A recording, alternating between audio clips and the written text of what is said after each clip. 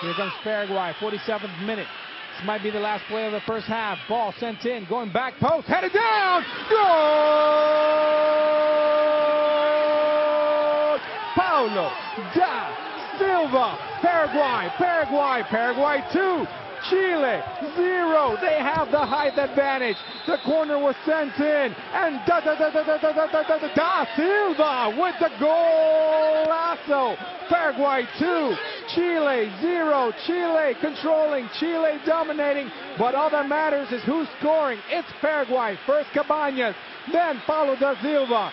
2-0 towards the end of the first half. The big Toluca defender finds just enough space on the edge of the 6-yard box to send